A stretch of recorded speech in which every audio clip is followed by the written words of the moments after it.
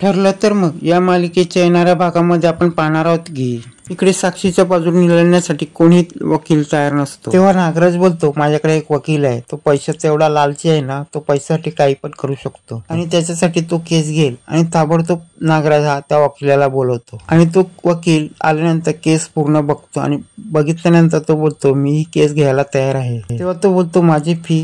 तेव्हा नागराज बोलतो, मला तुझी फी माहित आहे आणि तुझी फी किती मला माहिती आहे आणि तुझी फी भरायला मी तयार आहे आणि लवकरात लवकर ही केस हातात घे आणि नंतर काही पैशाचं बोलू। तेव्हा वकील बोलतो, तुमच्याकडे आता काय पुरावे आहेत ते मला सांगा।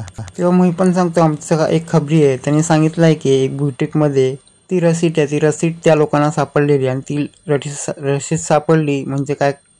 तेव्हा तो वकील बोलतो, ती रसीद सापडली ना, मग तुमचं काय खरं नाही, मग मी ही केस घेणार नाही। तेव्हा मी पण बोलतो, तुम्ही काय पण करा, ही केस आम्हाला जिंकवून द्या।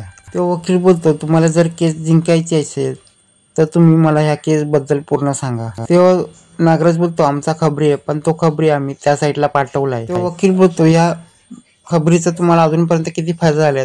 तेव्हा मी पण बोलतो, काय अजूनपर्यंत फायदा झाला नाही। तेव्हा तो वकील जेलमध्ये साक्षीला भेटायला जातो आणि बोलतो, मॅडम तुम्हाला मला काहीतरी सांगायचं आहे। तेव्हा तो वकील साक्षीला बोलतो, मला तुमच्याशी बोलायचं आहे। तेव्हा साक्षी बोलते, तुम्ही मला सोडवण्यासाठी काय कराल? तेव्हा वकील बोलतो, मी काय करणार नाही, तुम्हालाच करायचं, तुम्हाला ही केस पूर्ण डायव्हर्ट करायची आहे आणि ही केस वळवण्यासाठी तुम्ही काय काय कराल, कुठल्या थराला जाल, खालच्या थराला जाल, हे तुम्ही मला सांगायचं। तेव्हा ती सांगते, तुम्ही मला काय ते सांगा, मी स्वतःला वाचवण्यासाठी मी काय पण करू शकते। तेव्हा ती बोलते, तुमच्या बरोबर जी मैत्रीण आहे तिच्या विरुद्ध जायचं आणि तुम्ही जर कोर्टात गेला तर तुम्हाला फाशी आणि तुम्हाला या कोर्टात मोक्ष लावायचा असेल तर तुम्ही याच कोर्टात करू शकता, नाही तर तुम्हाला फाशी नाही तर जन्मठेप यापासून कोणीच वाचू शकत नाही। तेव्हा वकील सांगतो की जेव्हा तुम्ही कोर्टामध्ये केस येईल तेव्हा तुम्ही तुमच्यासाठी सांगायचं आहे की तुम्ही तुमची मैत्रीण आहे तिच्या बचावासाठी तिने आणि तिचं खोटं बाहेर काढायचं, म्हणजे ती तन्वी किल्लेदार नव्हती आणि तिचं हे सत्य लपवण्यासाठी तिने विलासचा खून केला आणि म्हणून त्यांनी विलासला मारला आणि हे सगळं विलास जाणत होता। तेव्हा साक्षी बोलते, माझ्यावर कोण विश्वास ठेवणार? तेव्हा वकील बोलतो, कोणी नाही घेतली तर तो मधुकर पाटील, ती प्रिया तन्वी नसून हे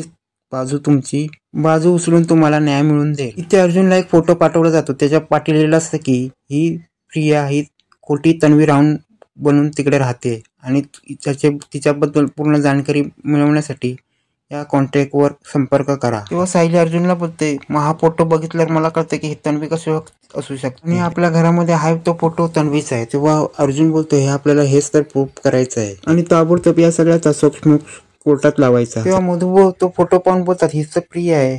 तेव्हा अर्जुन बोलतो, आता ह्या पुराव्याचा आपण कोर्टात खूप वापर करायचा आणि ह्याचा पुरेपूर वापर करून हे सगळं कोर्टात सिद्ध करायचं। तेव्हा मधुबा बोलतो, मला काय सांगायचं? मग ते बोलतो, तुम्ही आश्रमातून डॉक्युमेंट्स मागवून घ्या, नंतर आपण कोर्टात हे सगळं सादर करूया। तेव्हा इथे कोर्टात केस चालू होते आणि कोर्टात केस चालू असताना अर्जुन जजला सांगतो, ज्या माणसाची साक्ष खोटावी ठरत असेल त्या माणसाला किती ग्राह्य धरलं जाणार। अर्जुन फोटो दाखवतो प्रियाचा आणि बोलतो, ही प्रिया मधुकर आहे आणि ही तन्वी म्हणून त्या घरामध्ये किल्लेदार आणि सुभेदार घरामध्ये वावरत आहे आणि हे किती चांगलं आहे। आणि हा फोटो मी रविराजांना दाखवू इच्छितो आणि त्यांना कळेल की हा फोटो लहानपणी असलेला तन्वीचा आहे का। तेव्हा रविराज उभे राहतात आणि बोलतो, ऑब्जेक्शन मिलॉर्ड, माझी मुलगी असण्याचा काय संबंध आला आणि कोर्टात त्याचा काय संबंध? तेव्हा अर्जुन सांगतो, फक्त तुम्हाला सांगायचं हा तन्वी किल्लेदारचा फोटो आहे काय? तेव्हा तो रविराज फोटो पाहता आणि बोलतो, हा माझ्या मुलीचा फोटो नाही आणि तन्वी किल्लेदारचा लहानपणीचा फोटो आहे, तो मी माझ्या मोबाईल मध्ये तो मी तुम्हाला दाखवू इच्छितो। रविराज तो फोटो दाखवतो, अर्जुन बोलतो, एक्झॅक्टली ही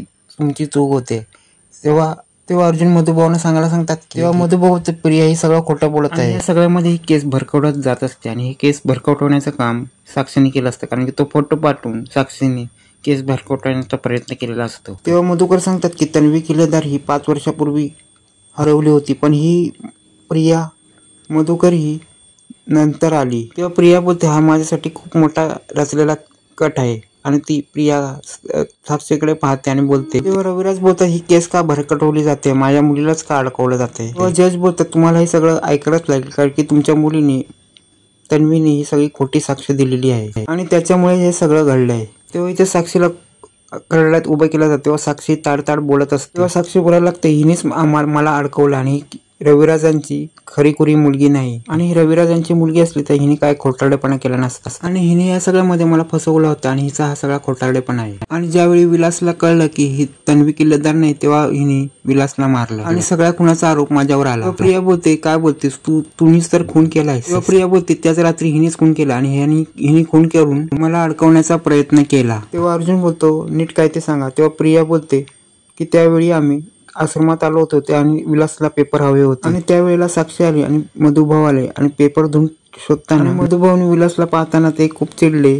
मधुभाऊ दोघांना थांबवत होते आणि ओरडत होते. तेव्हा साक्षीने मधुभाऊंवर पिस्तूल उगवला आणि मधुभाऊंना ती धमकावायला लागली आणि ह्याच्यामध्ये तिचा ट्रिगर दबला आणि तिने मधुभाऊंना गोळी मारली आणि मी तिथे होते म्हणून तिने मला खोटं बोलायला सांगितलं आणि ह्या सगळ्यामध्ये मी खोटं बोलले. तेव्हा ही केस आरशासारखी निकाल झाली असते. तेव्हा अर्जुन बोलतो आता ह्या दोघींना तुम्ही काय शिक्षा द्यायची तुम्ही द्या आणि आता या दोघींना काय शिक्षा देणार आणि पुढे पाहणे रंजकच होणार आहे.